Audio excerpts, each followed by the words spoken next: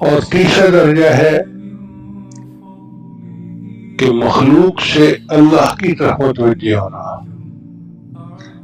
یہ رتبہ اللہ نے اپنے محبوب کو عطا فرمایا تھا. چنانچہ دو کیفیتیں ہوتی ہیں، ایک ہوتی ہے رین اور ایک ہوتا ہے غین. رین ہے زنگ سے، کلا بل ران علی قلوبہم ما کانوا یکسبون، تو ہمارے دلوں پہ زنگ ہوتا ہے. اور نبی علیہ السلام کے دل کے اوپر کیفیت تھی کہ آپ کئی مرتبہ اپنی امت کی طرف زیادہ متوجہ ہو جاتے تھے. اس کی مثال یوں سمجھے کہ بیوی کو اپنے خاوند سے بہت محبت ہوتی ہے، لیکن جب وہ ماں بن جاتی ہے تو شفقت مادری کی وجہ سے بچے کی خبرگیری اس پر غالب آ جاتی ہے.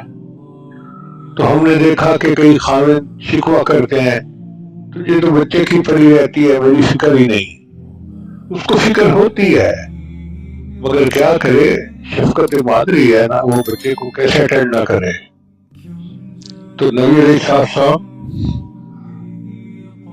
رحمت للعالمین تھے.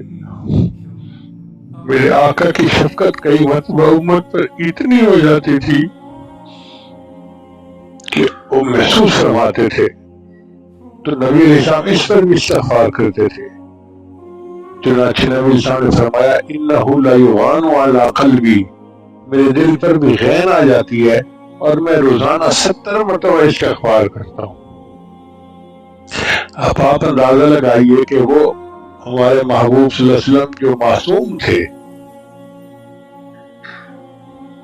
وہ بھی 70 مرتبہ استغفار کرتے تھے. ہمیں تو اور بھی زیادہ کرنا چاہیے، اور ان کو بھی اللہ تعالیٰ استغفار کا حکم فرماتے ہیں. چنانچہ ارشاد فرماتے ہیں اذا جاء نصر اللہ والفتح ورأيت الناس يدخلون في دين الله افواجا فسبح بحمد ربك واستغفر. اے میرے محبوب، اللہ کی تسبیح بیان کیجیے اور استغفار کیجیے. اللہ اکبر کبیرہ. اس کا مطلب یہ کہ ہمیں سے ہر بندے کو توبہ کرنی ہے، استغفار کرنا ہے، ہر بندے کو جو بھی ہے.